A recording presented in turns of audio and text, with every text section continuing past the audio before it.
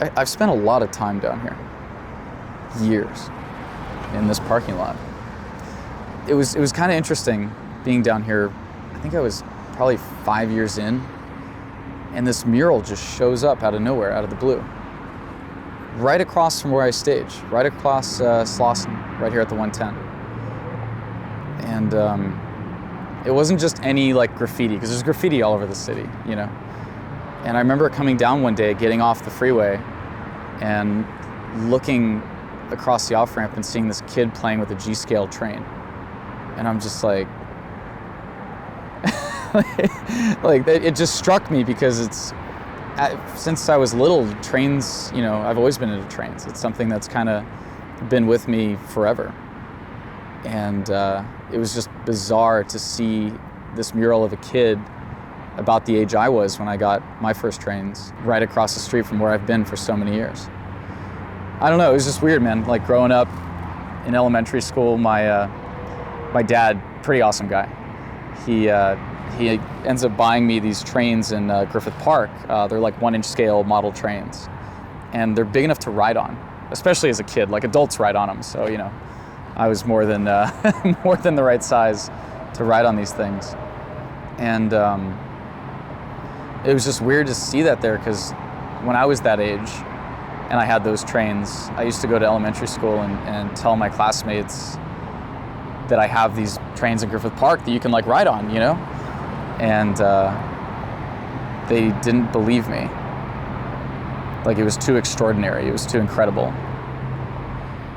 And I think that's kind of a theme that's resonated throughout my life for a lot of years, where I'm doing something, or I'm covering a story, or I'm at something where people like, they hear the stories, and I mean now without the video footage or any of the proof of the things that I've done, I almost wouldn't believe it at this point. So it's kind of interesting that showed up here, a place that I've spent so much time at. You know, and this is where we did our first interview. Is it? Was it on this side or the other side? It's on this side. Was it on this side? Nice. Wow. And how many years ago? It's 5 years ago. So 5 years ago, we started this journey. It's a lot to think back on. A lot of incredible things, a lot of things, like I said, you just wouldn't believe unless you had the video. Good thing we have the video. Otherwise, yeah, nobody would believe it. But yeah, there's things that I did right, and things that if I was given another chance, I would do very differently.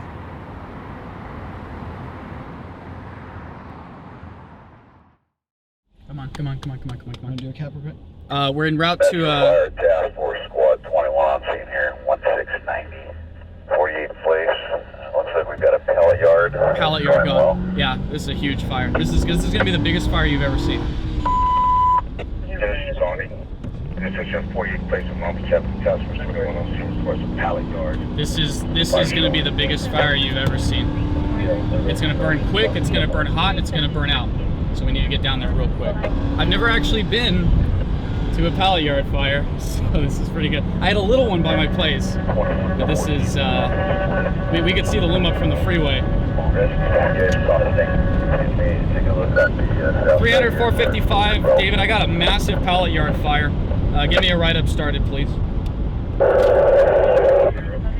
Alright, so we're gonna get down here, and Alex, this is for you. I need you to be really kind of safe on this. You don't have any fire equipment. It's gonna burn really hot. Stay kind of across the street if you can. I'm gonna dive like into it to get with the firefighters. You can stay with me. Just try not to draw too much attention to me if you get kicked out, okay? When we turn this corner, you're gonna see quite the loom up.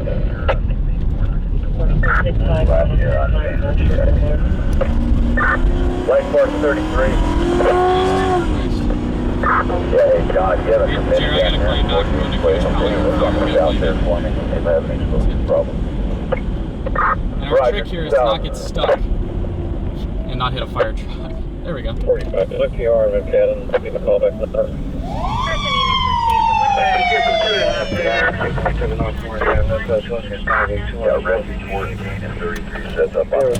Ready? Don't get burned. I'm serious.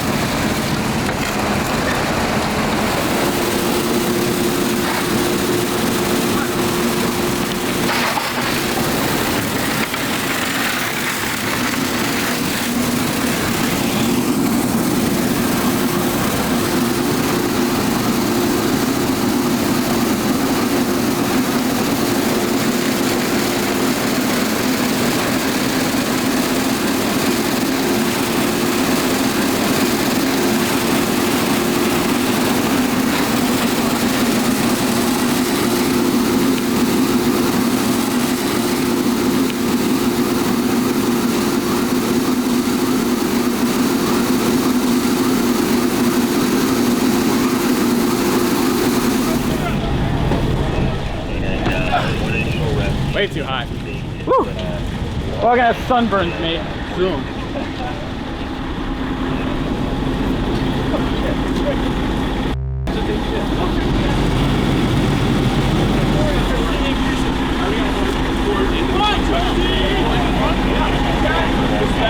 All right. I just need to fit it.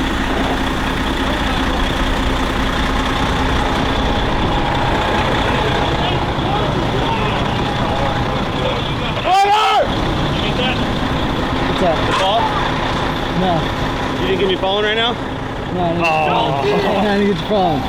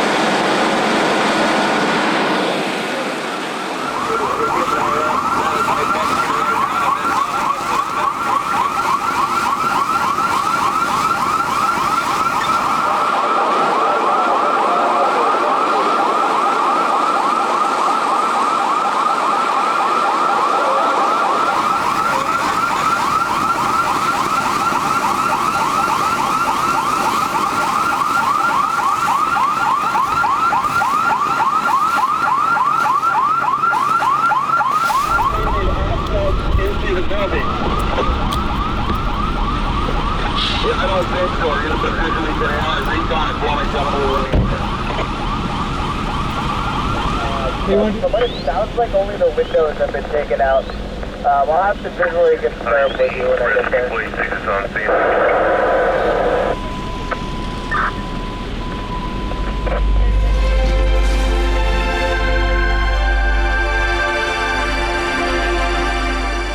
So how I got into this, I fell into it. I completely fell into it. It's not the kind of thing you wake up and you're in school and you're like, I want to be a freelance photojournalist. I want to be a stringer. That doesn't happen. I don't think people even know this exists, and they're kind of not supposed to know. I mean, you watch the news and you don't think anything different when you see our footage. You don't even notice. And if you did notice, we'd be doing a bad job. So there's something to be said for that too. It's not the kind of thing you just do. There's a lot of people that want to do this job. There's a lot of people that think they can, and I give everyone a fair shake. Anyone that comes to us and says, hey, I'd like to apply with you guys and work with you guys and see if I can do this because it's interesting. I sit down, I'll interview them, I'll see if they can do it. Usually within the first 15 minutes of meeting someone, I can tell if they are able to do this or not. And 95% of the time that answer is no. And it has nothing to do with education, it has nothing to do with experience, it has nothing to do with who they are on an individual level. What it comes down to is whether they can deal with the stresses. There's some people that can operate under pressure, and there's people who do better under pressure, and then there's people who fail. And this job, you have to operate under pressure constantly. The second you sit down in the driver's seat and you are doing this to the level that is required of a company like ours, there's so many different layers to it. There's listening and knowing what is news. What is news? What makes a news story? Who determines that? And then you look at, can they navigate? Can the person get around the city? Can they operate incredibly advanced video equipment? Do they know how to operate it properly? How to make it their own? How to bring something unique to the table? Do they know how to deal with problems? And do they think outside the box? And do all that while you've got a deadline that's 30 seconds, before you even thought about going to the story. Personally, I love it. There's nothing else I could do. I couldn't go to a normal job from this now. After my experience and after everything that I've seen and everything that I've done, I couldn't go to a normal job. And it terrifies me a little bit. Because like I said, we're all ruined. This is pretty much my 19th year of shooting breaking news. I love it. I have a passion for it. I'm out every 5 nights a week chasing the chaos when people are sleeping. Every night is different. It's great. It's not like a 9-to-5 job that you're sitting behind a desk. It never gets boring. Being out every night with the different agencies that I work with, you build a relationship for so many years, covering Orange County and LA. I've been with On Scene Video. It's pretty much the only company that I've ever been with. Rob, who started On Scene Video, I started with him back in 96, 97. And he sold the company this past year. We are number one in Southern California. There are other companies out there. But we strive every night when we're out to get the best video possible and to make sure that the news channels have great quality video. And our images show that. Proof is in the pudding after, the company being around for almost 20 years. And it's great. I'm blessed to be a part of it. I'm headed to a gunshot wound in one of the neighborhoods in Anaheim right now. Report of one person down. Don't know the circumstances on it, so we'll see what happens when we get there and go from there. See if we have a story or if it's life-threatening injuries or minor injuries. I don't know, but we'll see. Transporting to Torrance Memorial.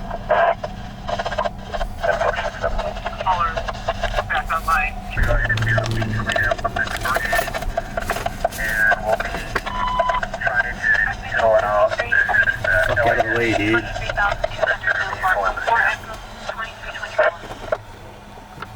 Get out.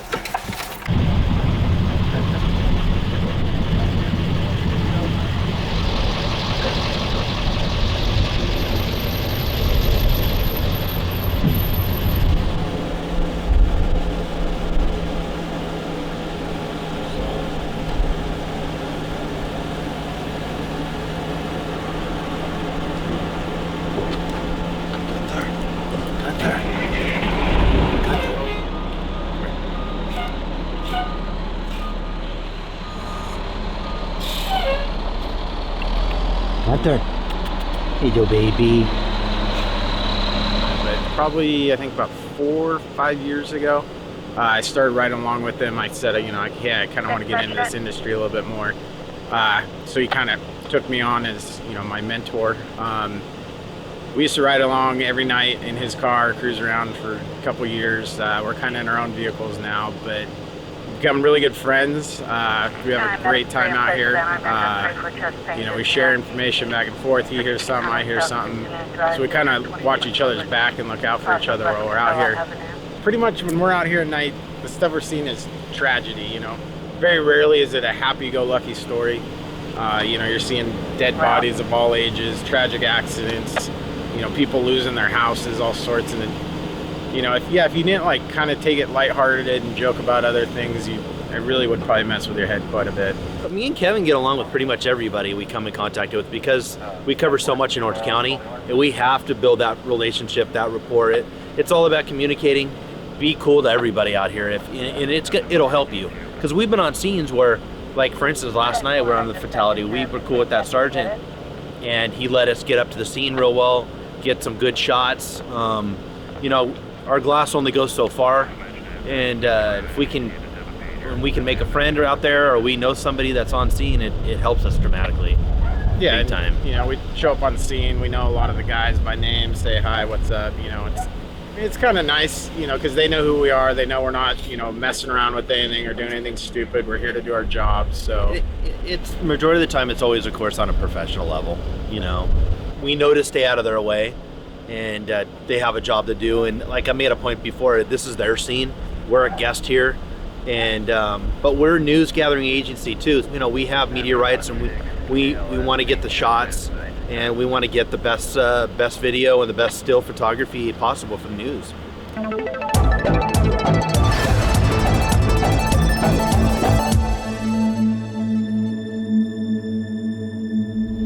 This job is really, really, really difficult because, number one, you got to have good ears. You got to be able to listen. You got to, 5 radios going at the same time. So you've got to know what's going on there. 2, you've got to be able to basically juggle 5 things at the same time. I swear you almost have to be ADD in order to do this job because there's just so much going on 24/7. You got to get to your calls quickly. You've got to film. You've got to make sure that you stay out of the fire department's way, stay out of the police department's way, stay out of the victim's way. Situational awareness is key, and it's really, really, really challenging. And I think that's one of the things that really draws me to this career is that, this isn't for everybody. It's so demanding and so challenging. 3500 time now is midnight 13. I'm out of 140. He's actually going to go open the back door and go around the front right now. Thank you, Wyndham.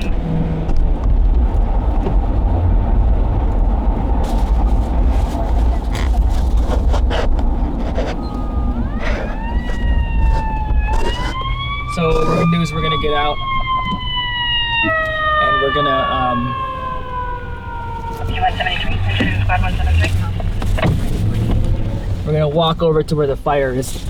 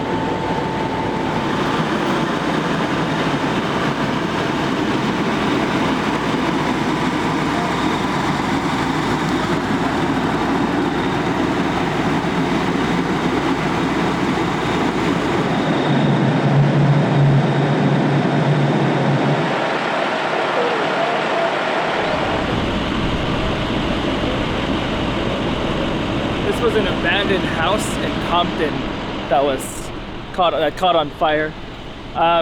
It's probably like crackheads inside doing their thing.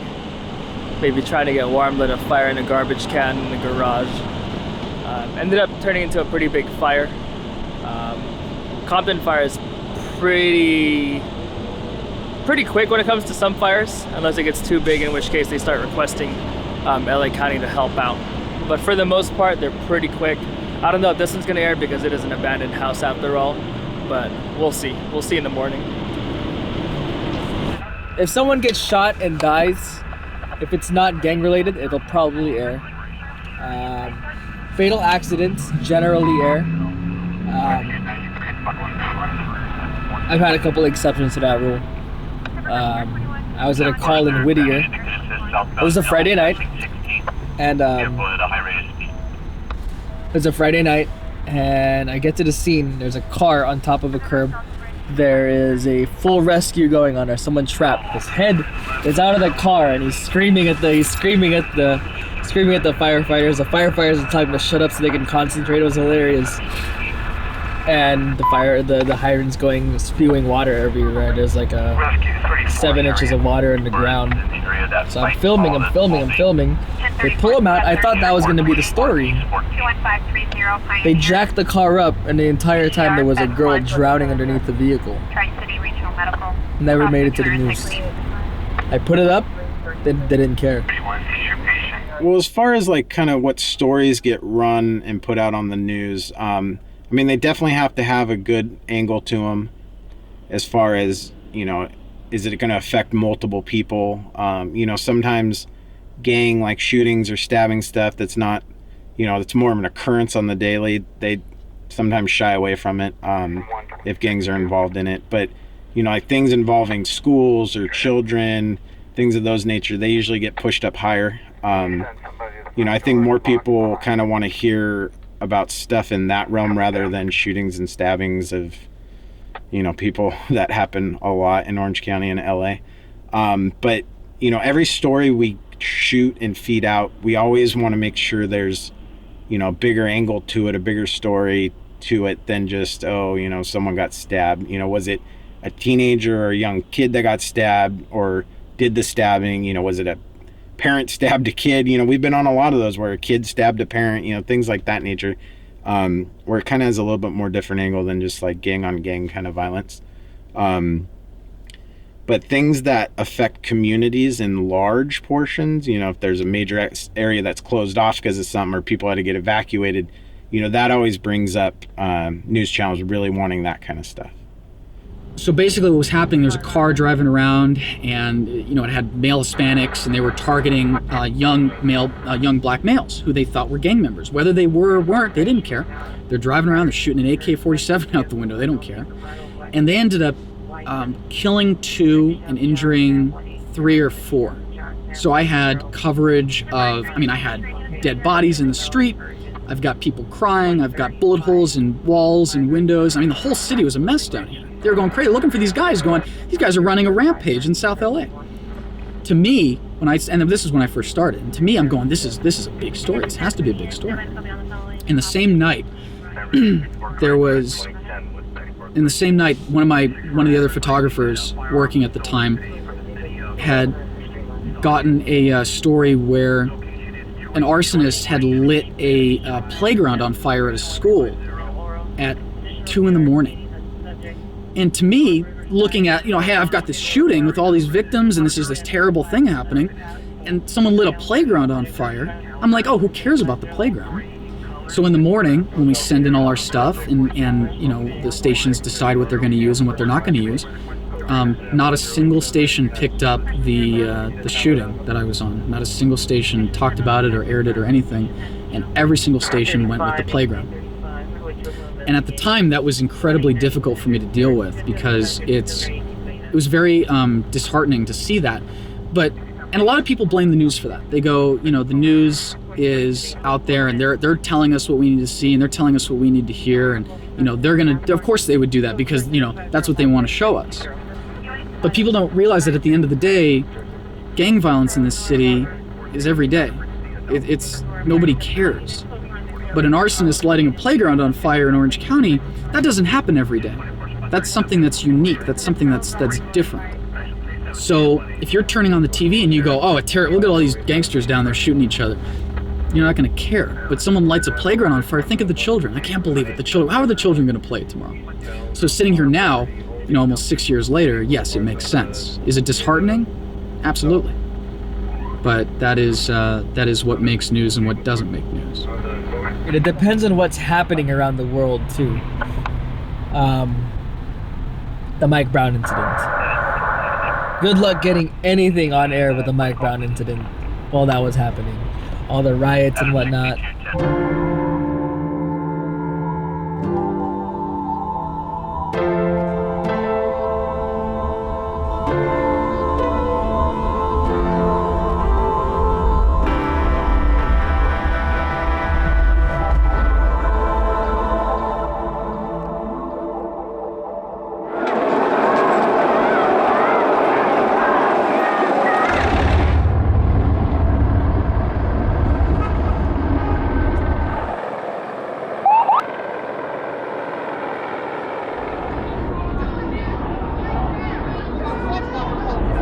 Fuck the police! Fuck the police! You a bitch in the head, nigga. Fuck the police! Fuck the police!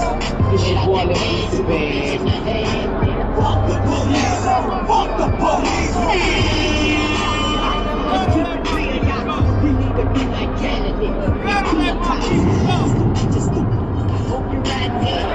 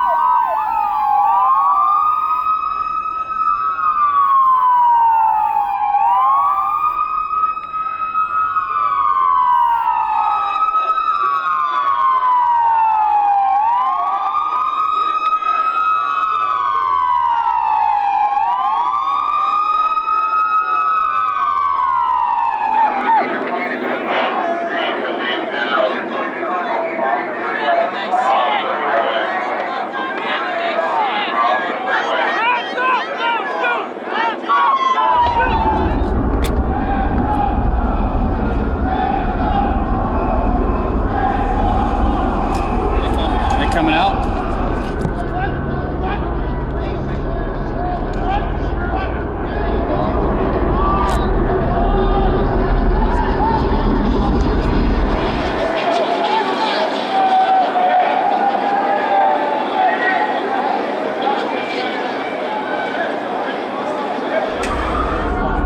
There is no fight. We are police. You're actually unlawfully on the freeway. You gotta go, guys. At what point does media go on the freeway? We go on lawfully. You gotta go this way. You gotta go this way now. Across the freeway now. You can't go that way. You're gonna get arrested. You gotta go this way to the crowd. You gotta go underneath and get the point back on. You cannot access. You cannot access. That's my warning to you now, dude. I got a whole squad behind you. Just go on the wall. Just the northbound side. You gotta keep it. Not a sign out of mind for him. Jesus Christ. I would like to think that the overwhelming majority of law enforcement professionals would abide by this. My experience has been that it's very hit or miss as far as the law enforcement professionals that actually know what the law is and are willing to follow and comply.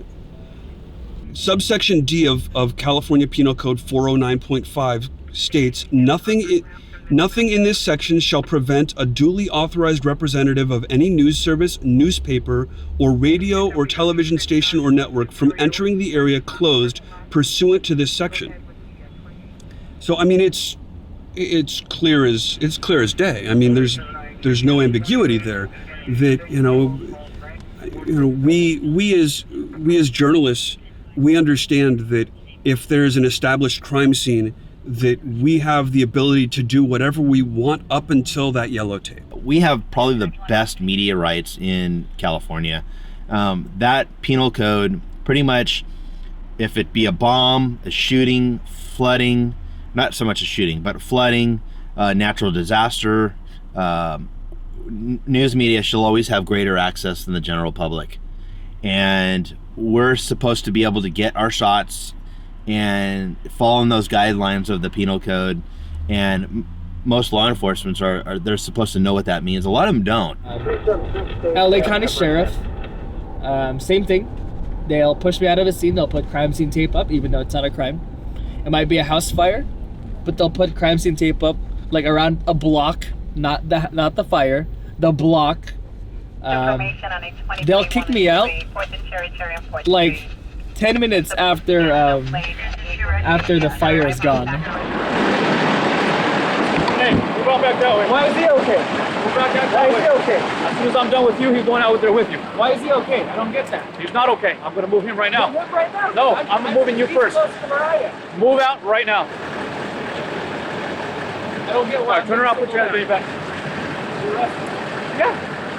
Either you move out, or I'll just put you in one of the cars. Doesn't matter. What's your name? No. What's your name? My name's right here. My name is right here. Back it out. Thank you very much. You're not moving the other guy back. Sir, what's your name? It's crazy, and they think that they can kick me out because they're cops, and they roll their eyes at me. They don't want to argue, but you have to tell them. You have to let them know that you're there to do a job. And for me, sadly, it's on a weekly basis where I have to do that. And I'll fight that too sometimes. I mean, sometimes it just depends on who it is in the middle of the night when I'm rolling up on scene. And if I don't have good access and I'm standing around behind the tape with the general public, I'll kind of make a fuss about it in a good way, in a respectful way, because I want the good access, and I want to make sure that they're upholding that penal code.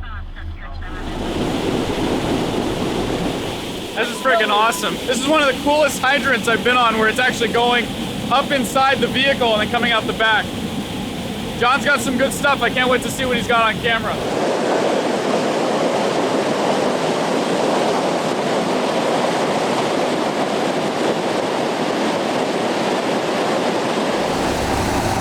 Do me a favor, stay over by that other bus's wait. Thank you. Hey! Go, Hang on.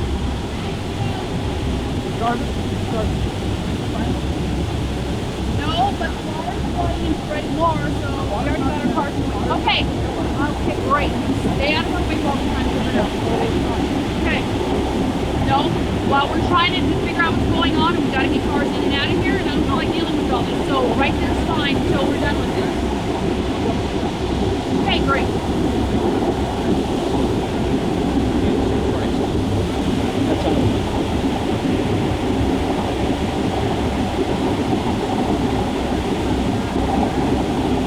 Little further back for right now. That's fine. That's fine. Just a little further back. We got to get people in and out. Water spreading more. So we don't want to have to keep just right where our cars are. That's good enough.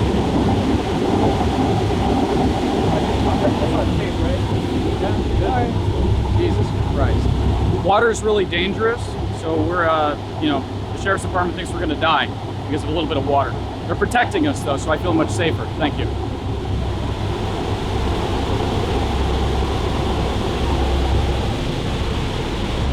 Another encounter, John? Oh, this was so dangerous. How come I was here 15 minutes before they were? Stupid.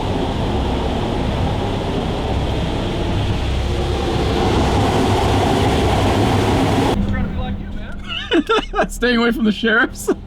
Nah, man, they're working hard. How you doing, How's it going, man? Side? Good to see you. Average Monday night out here. It's been a joke tonight. We had an MTA bus just back over a hydrant down off the 91, and the water's shooting up into the engine compartment. It's opening up, and I'm like, that is awesome. So Yeah, man. see you, Sarge. Stay safe.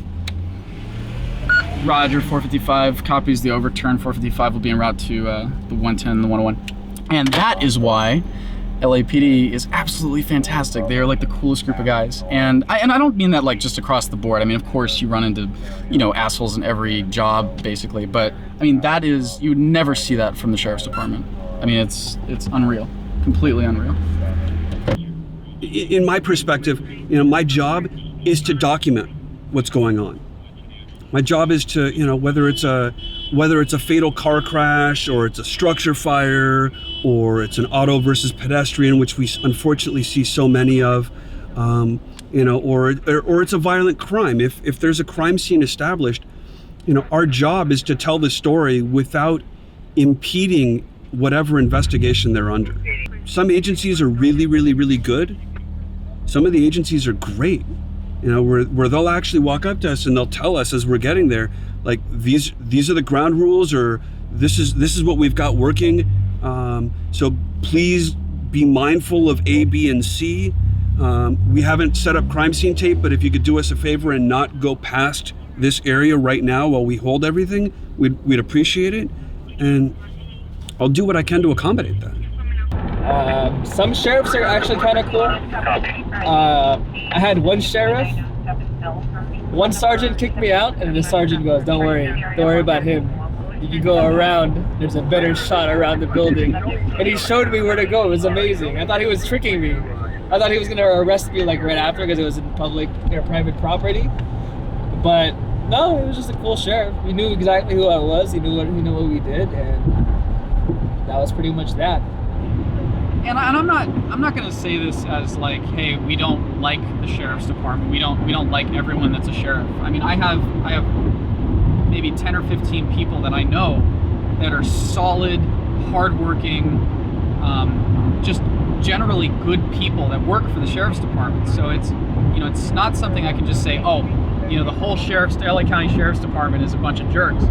But from what we deal with them on a daily basis, not so much for me, but my other photographers, and from what I've seen, they really go out of their way to make our jobs really difficult for us.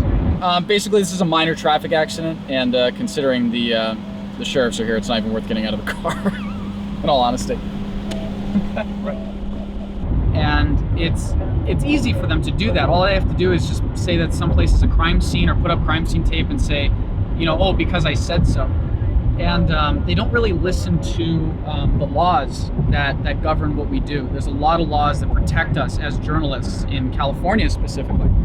And working in Los Angeles, we deal with a lot of stuff on a very regular basis. Homicides, shootings, stabbings, car crashes, physical rescues, fires. We see it all in a very short amount of time. So, not to say that we know better than the sheriffs that are there or the officers or whoever's handling, but we've already got a good idea of where we need to be to stay safe, where we need to be to get the story, and where we need to be to stay out of the way. And a lot of times with these guys, they get very caught up into the whole, I guess, all the energy and all the excitement of the scene, and they kind of forget about protecting the media. It's not to say that these guys aren't out there doing their best, but a lot of times they do go out of their way to make our jobs difficult just because we are the media, just because we are the press. It's not like every department is like that. We deal with LAPD. I mean, they are fantastic when it comes to media relations. The PIOs call us. The sergeants call us on an incident. When I go to a scene with LAPD, you'll see we're joking around with the guys, we're having a good time. Not to say it's a place to be having a good time, but we have a mutual level of respect and understanding for what my job is, and I have a mutual level of understanding of what their job is. And it's not like a battle with them. And if it's a crime scene, no problem. They say, hey Zach, just so you know, man, we got a body over here, there's some physical evidence, we're gonna tape it off. No worries, where are you guys taping it off? Where do you want me to go? Let's figure this out. And they do that every single time. And I mean, little agencies, El Monte, Pasadena, South Pasadena, I wanna say San Gabriel PD, or Glendale PD. Little departments and Los Angeles Police and every division in the Los Angeles Police Department, just across the board. It's just, there's a level of respect, of mutual respect, that you don't find anywhere else. So it's not to say, hey, you know, because if every day I go to a scene or my guys go to a scene and, you know, cops are yelling at them and they're going, hey man, you're a jerk, get out of here, you know, you're messing up everything, then yes, then it's our problem. I get that. But if I'm going to a house fire in downtown LA or South LA and the cops are telling me to get in there and get a better shot and to get in closer to the action, and then I go over to Compton or Carson or East LA and the sheriffs come up to us and say, you need to leave here, it's a crime scene, they're lying to us. And we've tried talking to the lieutenants, we've gone right up the chain of command. I've talked to lieutenants and captains and people at downtown, you know, who know what they're doing, people who are intelligent, who can deal with this stuff. They never follow up with us. They never ask us for a report. They never ask us to do anything. And there's been times where we're out in the field and I'll tell either my photographer or myself to call a supervisor to respond to the location to take a report. And I personally have experienced times when the supervisor will show up, look at me, and leave. They won't even talk to us. So, like I said, if it was across the board, if it was every single police department in the entire state saying, hey, you guys are too close, or hey, you guys are out of control, totally fine. We dial back, we reevaluate, and we change our procedure to deal with that. What we're seeing is across the board, not a single issue until we're dealing with the sheriff's department. And I get that the FBI is, you know, indicting their guys for corruption and all that stuff, and I get that the news is really hard on them, but at the same time, we're not those people writing those stories. We're the ones out there getting the action shots, getting the shots of them rescuing people, getting the shots of them helping and doing good things, getting the bad guys in custody. If anything, you would think they would use us to make themselves look better, especially considering they're being indicted by the FBI. Because if my guys are being indicted by the FBI, you'd bet your ass that I'd be doing everything in my power to make sure that we look good at the end of the day. I mean, in 18 months, I've covered 450 stories. I mean, there are a number that stand out, and there are intersections that I'll drive by and I'll be like, wow, I remember this, you know, or, you know, I'll remember officers because of a call that I met them at, or battalion chiefs or fire captains, and you know, and when I'm doing this job, it's like everything that I remember is directly attributable to, you know, what call I was on at the time. When we do our job, we do it to the best of our ability. When we're done, we got to put that story behind us. So I may have preliminary information on a story that I've worked on, and I can tell you unequivocally that I don't know the rest of the story. I don't know what they found out after the fact. You know, it's and I need to do that for my own sanity, for my own well-being. So, you know, the information that I have on this story was that, you know, you had 6 kids in a car. They were driving down the road at high speeds in Burbank, and my understanding is that they crashed into the tunnel wall of of the tunnel that goes underneath the 5 freeway in Burbank, and the car crashed, and it impacted so hard that it went up in flames, and there were 6 kids in the car, 5 of which burned alive. There was a Good Samaritan, if I'm not mistaken, he was a delivery driver that was delivering food to one of the restaurants in the complex adjacent to it, happened to see the crash, had to jump like 3 fences. Ran across the road, jumped a fence, ran across the train tracks, jumped a fence, had to jump another fence to get to the car. So he had to jump like 3 fences and run, a couple hundred yards to get to the car, and managed to pull this one gal out of the car and save her life. And fortunately, from what I understand, she's still alive, and she survived. But the other 5 kids in the car, they burned alive. And the vehicle was fully involved in flames, and and the fire extended from the vehicle into the brush, and then it carried into the trees, and they had to shut down the 5 freeway because the fire was impacting the freeway as well. And it was a sad one. It's a tragic story. That'll live with me forever. One of the first questions that people ask is, what's the worst thing you've ever seen? In the beginning, it's very difficult. It's really, really difficult. You find yourself shaking and throwing up and not being able to sleep, and the image of that person who's been either mutilated or killed in a very horrific fashion, that kind of plays in your mind for a while. But it's kind of part of what we deal with. For us, the job is the adventure. The job is, it's not a job, it's more of a lifestyle. It's a thing that we do, it's a part of who we are. And we go out there to cover breaking news. We're not necessarily focused on that. That's kind of just, it's like a side effect almost of what we deal with. And some people deal with it better than others. I like to think that I deal with it fairly well. I like to think that most of my guys deal with it fairly well. And there's no real way to say how that's done. There's no way to say how we deal with that. Everyone has their own ways of doing it. I myself have my hobbies. I have an incredible support group with my friends, and a loving family. So for me, it's very easy to escape the thoughts of what I've seen out here, because you can't focus on it, and there's a huge detachment between perceived reality and how the world should be, and then what it's like out here on a nightly basis. There's a huge disconnect with us. So, and what I mean by that is my days off are spent doing things like rock climbing or going to Griffith Park or hiking, doing things outside and just kind of enjoying the outdoors. And then when you're here, it's very much, it's such a drastic contrast between my existence and being out here, that half the time it's almost not even real, half the stuff you're seeing. You go, it can't, there's no way that horrors could exist that are this dark in this city at night. The best way to describe them would be nightmares. That's really what it comes down to. So being able to disconnect from that and depersonalize it and realize that that's something that's happening here and you're seeing it for a fleeting moment, you can't get stuck in it. So how we deal with it, I don't want to say a full level of detachment, because trust me, the guys and myself especially, we definitely deal with what we're seeing and we talk about it with each other, and we're very into dealing with it when it happens and where it happens if necessary. But you try not to think back.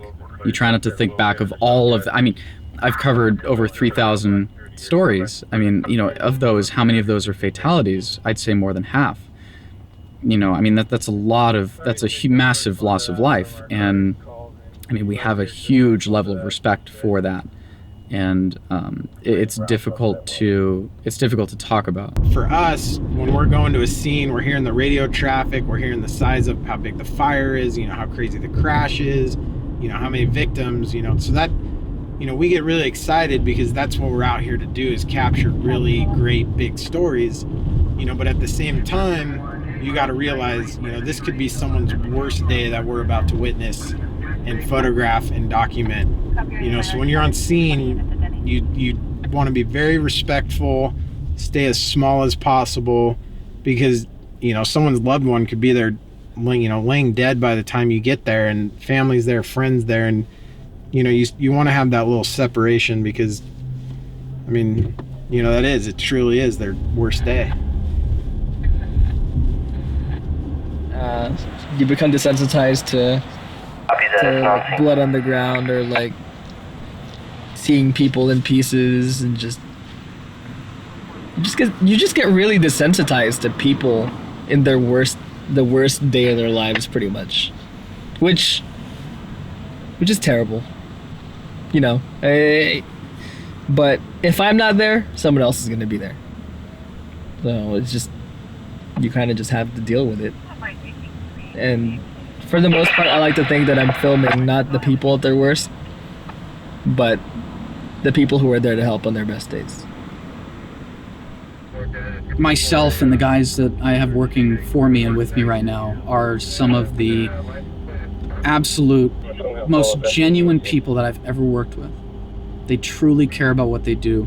They care about their image, they care about their reputation, they care about what we do out here, because for us and for my guys, this is us being able to show the city what happens when everyone's asleep. To us, we are the only ones up. We are the only ones out, and if we don't report things factually and accurately, if things are not reported right, there's information that gets lost, there's stories that never see the light of day. And for us, we take that very personally, and we work harder, I think, than the next guy. We work harder than the next guy to deliver that, because to us, it's more important than anything. And the guys all understand that, and I understand that, I think, better than anyone, because our reputations are on the line every time we hit publish. We need to make sure that things are reported accurately and to the point, and we only report the facts. We don't report any speculation, any conjecture. We just do the facts. This is what I saw, this is what happened, this is what I heard, and when we're on the phone with them, sure, possibly could be this. It looked like it might have been this, and then the stations do their research. But I don't think anyone today is doing what we do in terms of how professionally we handle ourselves, because this profession and this career has been seen as, I think, a negative thing. Most recently with Hollywood portraying us as a bunch of crazies, and then with that TV show that was out a while ago where they're showing the guys driving around 100 miles an hour and focusing on that, and that's not what this is about. This is about, for us, this is the most passionate group of individuals who have found something that only they can do, and they do it better than anybody else. And to us, that's important. It means everything. LA 169, after investigation, apparent false alarm. 455, 411 David. 411 David, 455, go with your truck. Hey, you're not gonna congratulate me in my first year of on scene? Is that your first year? I believe so. All units in the field, be advised. Today is 411's birthday with On Scene TV. 411, congratulations on your first year of service. We thank you. We continue to thank you for your continued service and wish you great success in the future endeavors. Copy, thank you. So yeah, there goes that question.